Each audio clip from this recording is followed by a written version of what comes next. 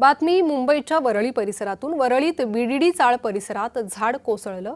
VDD चाळ क्रमांक 96 येथील ही घटना आहे। दुर्घटनेत 3 जण जखमी झाले।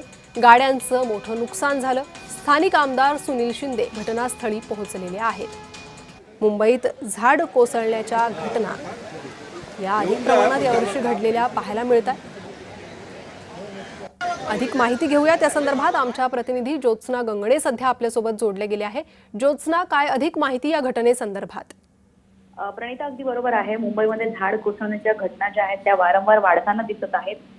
पाऊस कितीही मोठा असला तरी पावसाळ्यापूर्वी मुंबई महानगरपालिका ज्यांची अनेक कामं असतात, ज्यांच्या कामामध्ये जी झाडं असतात, मोठी झाडं असतात, ज्यांच्या फांद्या रस्त्यावरती आलेल्या असतात, अशा झाडांची छाटणी करणं हे मुंबई महानगरपालिकेचं काम आहे। पावसाळ्यापूर्वी जवळपास 84,000 झाडांचं काम जे आहे ते सर्वेक्षणामध्ये समोर आलं होतं की 84,000 झाडं जी आहेत त्यांची छाटणी आवश्यक होती, मात्र ती करण्यात आलेली नाहीये। 67,000 झाडांची छाटणी करण्यात आली आहे। त्याच्यामुळे या मुंबईच्या घटना वाढतात।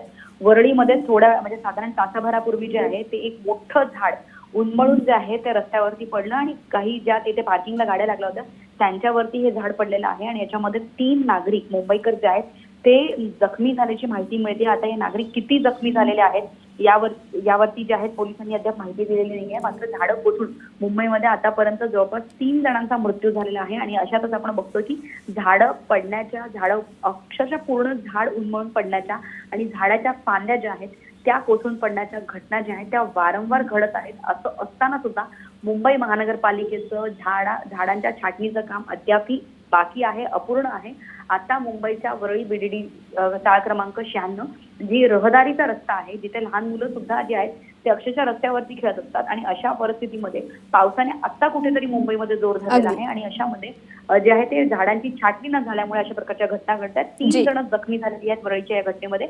मात्र अद्यापही कोणाचा मृत्यू झाल्याची सुदैवानं बातमी नाहीये, माहिती नाहीये। मात्र हे 3 जण किती गंभीर जखमी झालेत याबद्दल आता पोलीस थोड्या वेळात माहिती देतील। अगदी त्या संदर्भातील अधिक माहिती ज्योत्स्ना तुमच्याकडनं घेत राहू। तुर्तास धन्यवाद या सविस्तर माहितीसाठी।